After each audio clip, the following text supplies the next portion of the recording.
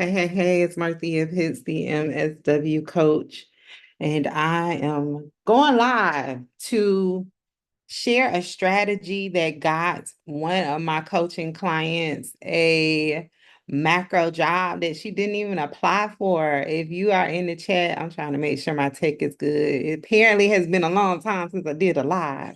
But if you are in the chat, drop in your location in the world, your city, state, country, whatever you are comfortable with sharing, because you never know, I might use it in an example. But I want to share this strategy that got my coaching client a macro job that she never applied for, which included a promotion. It was a job that she always wanted, but never really sought out to go get because she, unfortunately, at the time before working with me, didn't have the career confidence to do it. So I taught her some strategies to do it in a way that felt good to her and didn't make her feel like she was bragging or doing something over and beyond what she is accustomed to. So we're going to jump into the strategy. Look, I got my notes. I'm ready to coach. So the first thing I want to share is that the cornerstone of what helped her get this macro job that is a major win. It's a major win. She came through my 5-week career incubator when I beta tested it back in December of last year. And this is something that she did within the 5 weeks of being in that coaching container. And if you don't know, I'm offering it again. I'm currently working with Cycle One of the Macro Social Work Career Incubator, and they started applying to jobs after week 1. So if you're interested in working with me, maybe in a short-term situation, the career incubator is where you need to be. So anyway, this coaching client, she was in the beta program when I offered it back in December. And a large part of the work that I did with her was focused around strategically finding ways for her to advance within the organization where she already worked. And so she worked in a state government system. She lives in California. She had done all of the things, gotten a licensure. She had worked her way up to the ranks as far as she could get, but she had hit a ceiling. However, once after week 1 of her being inside of the career incubator, I quickly realized that she wasn't telling enough people about how great she was. So what I taught her was how to share your wins, the things that you're good at, to strategically position yourself as a top candidate for jobs, even jobs that you don't know about, maybe jobs that you do know about and you always had your eye on. So one of those strategies was the fact that she was really, really good. Like, she would talk about it nonstop about how her department was struggling with getting people connected to housing in a timely manner. I guess I should check to see if my sound on. Hold on one second. Okay, and my sound is on. She struggled with her department was struggling with this issue where her department is solely responsible for connecting people with permanent housing. She actually work with participants houseless individuals who live on Skid Row in LA County. And so her department is in charge of the regulatory piece of ensuring that these people, once they transition out of temporary housing shelters, they go on to permanent housing. So apparently there was a huge backlog in processing these applications. And we know as social workers, we are passionate about getting the people the resources that they need as quickly as possible, especially if there are resources available. So this is an ongoing problem. It was such a huge issue that it existed well before she even got there. However, being the superstar that she is, when she got in the job, she quickly implemented internal systems and processes to update her verification of documentation, her execution of getting all of the signatures that she needed to be signed, and making certain that it was done according to the law and the rules and regulations that govern her program, right? However, this is something that she did not share with her full team. It was something that she didn't really see as valuable, and she didn't really understood the magnitude of what she had done, because essentially in less than 90 days she had solved a huge regional issue that had been long standing where before she joined the department, people who were applying for this permanent housing was on the wait list for months, if not years. However, she, by implementing the systems that she did, streamlining the process just for her own caseload, for the people she was responsible for handling, she cut that time down from years to less than 90 days to connect people with permanent long-term housing. That's the win, right? So when she shared, of course, she didn't share it in that way. That's like a thing of another thing with many social workers, because you all do so much, you don't understand what pieces of the work that you do that are valuable to macro organizations. So I help uncover that by working with my coaching clients. So over time, over the span of the first week, what I dug out from her was the things that I just explained, because she was talking about this huge issue. And I was like, well, how are you able to get nine? How are you able to get the people in and out and the other people aren't? Right. And so I taught her how to articulate what she had created in a way that is understandable by people outside of social work. And what I mean by that is, when she talked about this problem that she had resolved, of course, it was very heart-led, it was heart-centered. I really care. I'm going to do what I need to do to make certain that people get what they need. However, employers, not just macro employers, all employers don't understand that. They are not driven by emotions, unfortunately. They are driven by metrics, by outcomes, by quantifiable means of measurement that add value to what they are responsible for delivering. So this department is responsible for connecting people with permanent housing. However, they weren't doing that effectively. They were coming up against all of these issues. However, for her own case alone, she streamlined the process. So what I told her after the first week of the career incubator cycle was, I want you to lean into what you did, and I want you to start telling people about the thing. Because she, again, was saying, like, in every meeting, they're talking about these issues around how the problems and the fact that they have to send these applications back to the people over and over and over again, like the community agencies, because they're not filling out the forms correctly. Also, another thing that she did was she started informally conducting training sessions with the community partners that she was responsible for on her caseload, because she noticed, she identified a theme, a pattern, a recurring issue where certain agencies were having the same issues in the completion of their documentation. So she took it upon herself to have these informal training sessions, what we call education sessions, technical assistance sessions. This is what we call it in macro settings, with the community partners, the caseworkers, the supervisors, the team leads, where she was taking them essentially through like many little trainings and teaching them the correct way to complete the forms, because that was one of the major parts that was creating this huge backlog and processing these applications, right?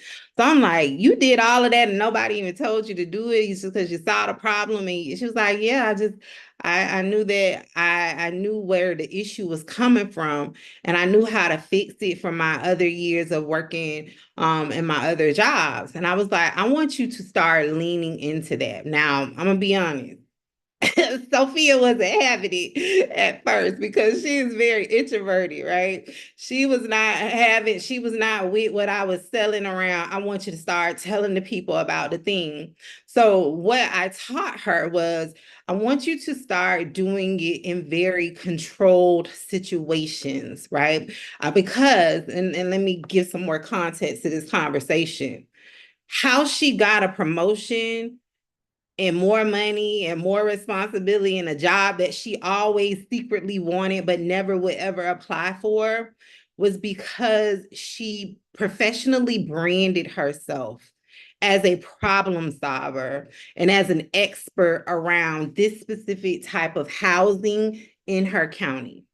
Right. And that was through the strategies that I taught her. So the first thing I had, because the career incubator is 5 weeks, so it's a 5-week program, because I have created a 30-day action system where I can teach you how to get a career win in just 3 steps. Many of you have career goals in mind and you're like, it's going to take me to do this, and this, and it's like 500 steps. You are only 3 steps away from the move that you want to make. However, you need a solid strategy and proven techniques to achieve what you want to set out for. So the first thing I had Sophia do was she was responsible for leading, like her team would take alternate weeks to lead staff meetings.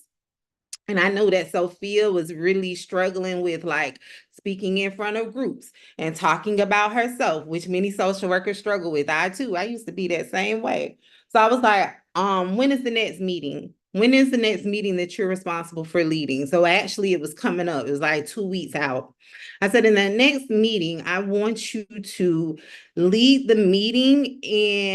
But before you go into the meeting, I want you to really brainstorm and identify why you have so much anxiousness around leading the meeting. So after a lot of like investigative questioning, I found out that Sophia is anxious about leading the meetings because she is not giving herself enough time to adequately prepare for the meeting. Right? We know as people who work with people in these direct service, macro governmental organizations, social service agencies, insert your agency, insert your program type. We know that when you are in those roles, you have a limited amount of time because you're stretched thin, because you're just one human doing all of the things. However, what I found was that Sophia was not adequately preparing herself to set herself up for coming from a confident place. So when she would get into the meeting, she would be all over the place. She said that she would ramble, that she really didn't have a clear, she couldn't clearly explain in words what she was trying to say. She felt like her sentences and thoughts were incomplete. So what I challenged Sophia to do was, I want you to identify, and what I'm telling y'all work. So if this resonating with you, I hope you got your pen, your paper, your note-taking device. I want you to do the thing. I'm not just on here talking. And these strategies work. I see people coming into the live, dropping the chat where you are logging in from the world, or give me a 1 if your day is going good, 2 if it can be better. But these strategies work. It's got my person a job. She didn't need a license for it either in the state of California that's notorious for it. So I told Sophia, I was like, well, I asked her, I said, what day do you ideally need to have your agenda fully fleshed out and your talking points identified? And I taught her how to write out the talking points, how to identify what she needs to be highlighting when leading this team. The reason being is because this leading of the team meeting is paramount to her getting the raise that she got from the strategy that I'm going to talk about next, because she first had to get confident enough to talk to the people, to let them know what is going on, to effectively communicate her system that she created, right? So she spent some time, she identified several days ahead of the meeting. She even scheduled in time for herself to have like a practice one run. So she had an agenda, all of the things. So Sophia conducted the meeting. She came back the second week of our session, of our cycle, of our career incubator, excuse me, and was like, I said, so how did it go? She was like, it went well. I actually got great feedback from my leadership. My teammates even came up to me individually and said they really enjoyed how I led it. She was like, it was a complete night and day from when I've had to lead a team meeting before where I wasn't prepared. I was like, preparation is key, right? So this is a little stopping point right here.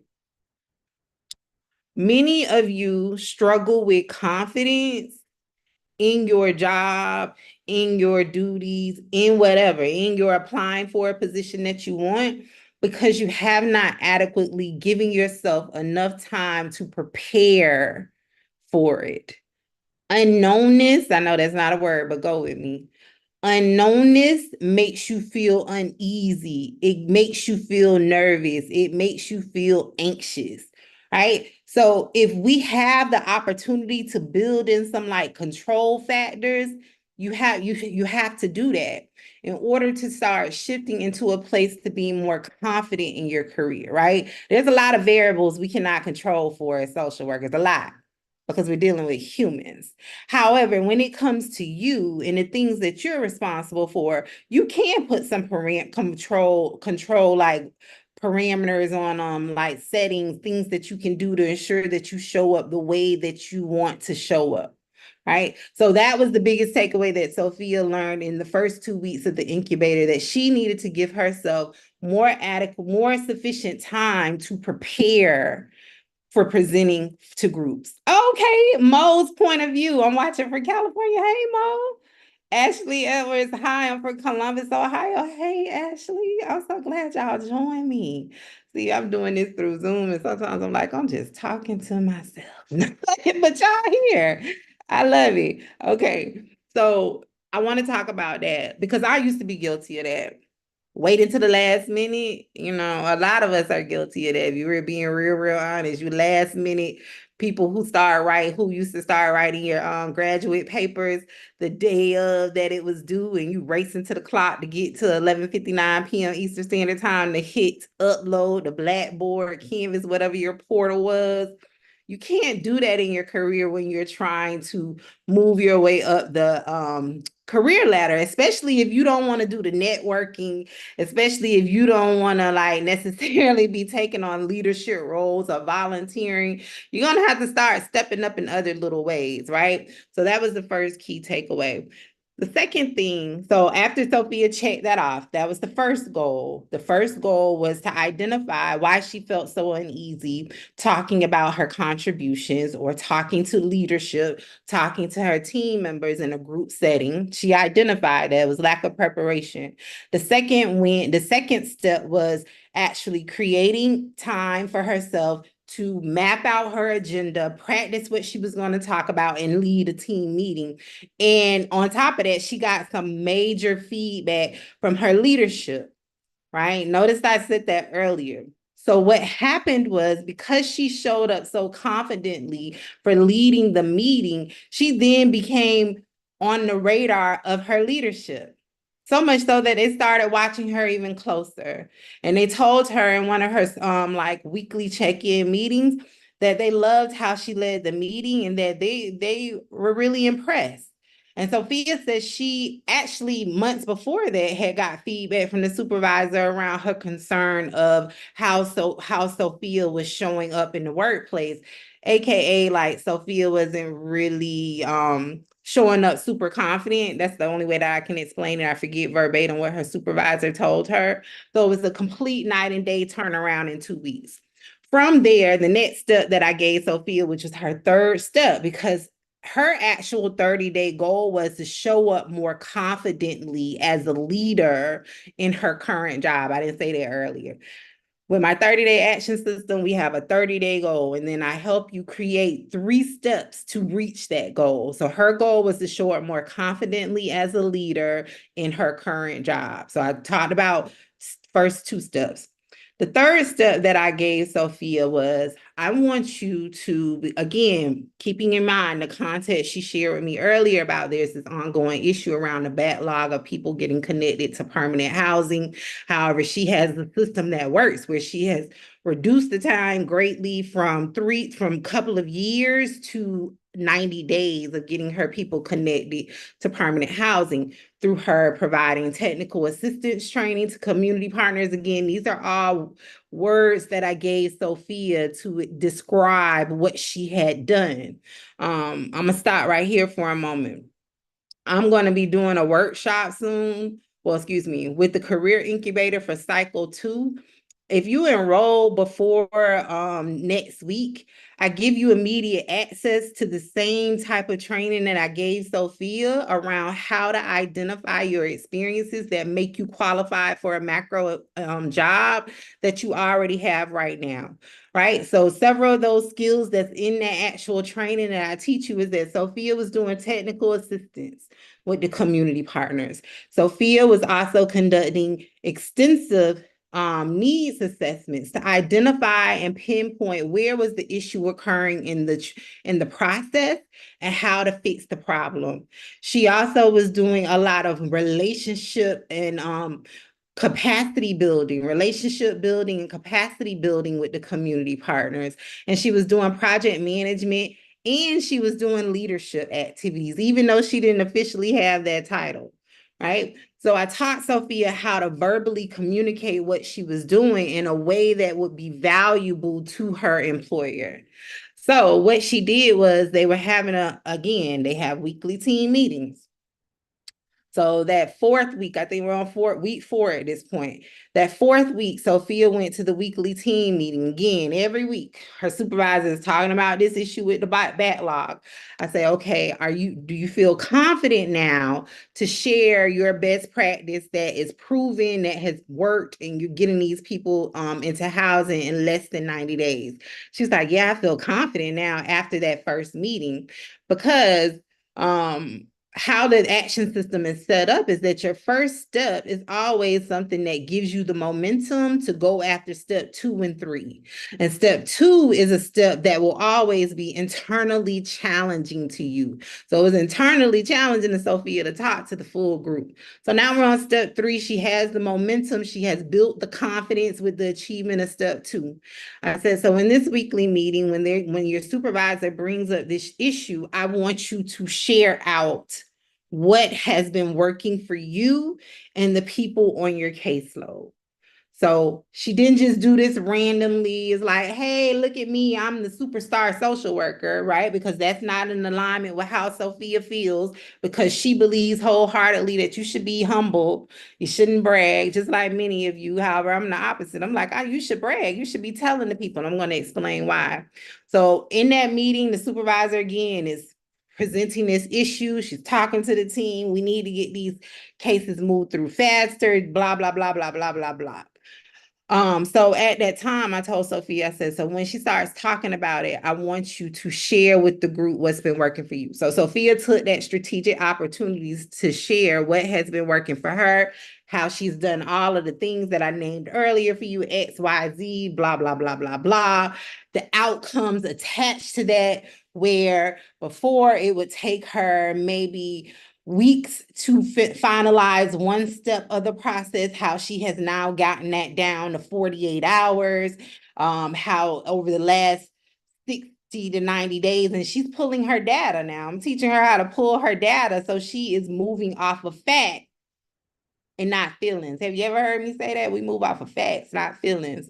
So she's pulling her data, and she has her data with her, and she's naming that she's helped get XYZ number of people in the housing, all of the things, the cases are closed, everything is airtight, right? From that share out, her supervisor, then the meeting ends, everybody goes their own way. The team is like, wow, Sophia, I didn't know that was such a thing. How are you able to do that? She's sharing her best practices. However, in the interim, her supervisor is behind the scenes going into doing supervisory things to create a position for Sophia that has never existed before. And so what happened was her supervisor came to her the following week and was like, I was really impressed with how you, one, have really stepped up and taken on the role of almost like a team lead, right? So if you don't know what a team lead is like the person that's above the social work, the case managers, excuse me, but you're not supervisory, you're like in between, but you are a go-to person for like all of the technical questions. You don't necessarily get like the HR type questions, employee relations type questions, but you get questions about how to do this on the case and why is this, and you are the troubleshooter, you are the expert for the team. And she was like, I'm going to create a position just for you. I've never done this before. However, because I've never had anyone to even step up in the way that you have, because the systems and processes that you created really are a time saver, and they're helping us tremendously. And the fact that you have taken initiative, because I told Sophia, you need to start sharing those practices with your coworkers. She was like, because you've taken initiative to share these, and it's working for the other team members, and I'm already seeing changes in our time of processing of these applications. I want to offer you this position. I want you to be my second in command on this in this unit. Now, mind you, Sophia is the I'm going to say youngest, but not youngest in age, youngest in tenure on the team. I helped her get that job last year. She was in another one of my programs, right? She had just got that job. She'd been there less than a year. All of the people on her team have been there longer than 10 years. So she's been there less than a year, and her supervisor has already created a position for her. And not only just a position, but it's an increase in responsibility that Sophia has secretly always wanted, and increase in pay, which is huge because we know the cost of living in California is extremely high. And Sophia needed to make more money. So it was a win across the board. However, that wasn't her intent. Her intent for sharing out was because she saw that there was a need, right? And I was like, we can strategically use this to also build up your confidence, but you can't continue to sit on what's working and not share it with your team. So I shared all of that. And if you just joined in, watch the replay. It's good. I'm going to give you a whole breakdown of things that you should do. I share that because many of you, not many, I'm talking to you are sitting on something, a process, a system, idea, an intake form, a rapport building method. I don't know, insert your thing that can save your organization time. But more than that, it can help connect the people that you serve to the resources they need faster, more efficiently, and larger numbers. Insert your number, insert your thing. So you being on the I'm going to be humble, but wherever y'all get that from, I need you to work on reframing your thinking around that. Whereas if this is working for my small individual caseload, right? I don't know how big your caseload is. My caseload back in my case management days used to be as high as 120. Maybe your caseload is less than 20. Whatever it is, if it's working for your 20 to 80 plus people, can you imagine the magnitude of change you could create if you share that with your full team who are also serving 80 plus people, five extra case managers in addition to you? I'm not a mathematician, so I ain't gonna even attempt to run the numbers on that. You go from impacting 80 people's lives to hundreds of people's lives. So it all starts with confidence building, but it's the cornerstone of being an effective macro social worker, where you have to be willing to move beyond yourself, right? Because the whole I'm going to be humble and I'm not going to talk about my wins and what I'm really, really good at, that's all about you. That's all about you and your fear around whatever. Fear being seen, fear rejection, fear being judged. But if your goal is, I really want to help people, like you all are passionate about some wonderful things that really can move the needle on progress. In order to do that, you have to start practicing sharing what's working for you in your service to the people that you serve. And and if you lead with that, if your intentions are good, it's always going to have a great outcome. Right. And so what I mean by great outcome is when people are reluctant to share because they feel like it's bragging or it's not being humble, that's because you have attached negative intentions to it. However, you're not that person. So if you're like, I am going to share this because my department, my agency, my organization keeps struggling with this problem, or even more than that, you see how the people are suffering. You see. So because Sophia was willing to show up confidently and work on that through some proven strategies and techniques, she has now helped people get to housing much faster, to transition into long-term housing much faster. So they're no longer on skid row suffering, waiting for housing because someone didn't want to speak up and say, hey, I know a better way. You could start doing this and you can get the paper signed faster, and then agency A down the road will go ahead and get them into something tomorrow. So even when you are not strong enough to like do it on your own, that's when you have to really rely on strategies and techniques. And that's when you have to do it in a process, in a very systemized way that makes you comfortable with it. Notice that my first step was not telling Sophia, oh, go in the office and tell your supervisor what you've been doing, or speak up in the next meeting and tell the thing. Sophia would have never done that.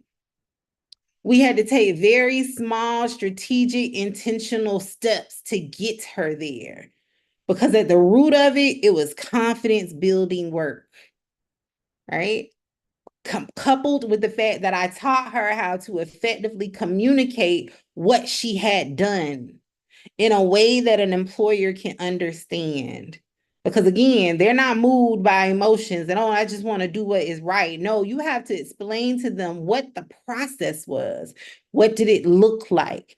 How did you make that happen? In addition, why should we even care? And they only will care when you explain to them what the outcome was, because that's what they care about. That's tied to their dollars, right? They get paid when people get connected to housing. When people don't get connected to housing, they don't get paid. So Sophia made her case around everything that was important to an employer, but she wasn't just giving fluff. She was actually giving a real strategy. And then she went on to duplicate what she had done and taught it to her coworkers. And now the whole department is moving in a complete different direction. So much so that the mayor like gave them an award several months ago around the wonderful work that they're doing as a department because of the work that she shared around streamlining this process. It was a whole press conference. It took an act of God to get me to get Sophia to take a picture. But like, this is the process. And so this is what I always talk about, where you need more than just writing a resume, because even once you have the resume, your confidence won't let you hit apply. Or you get in the interview and you don't know how to articulate what you did. That's why you don't get job offers. And this was a job that Sophia did not even apply for. So I taught about a lot of things.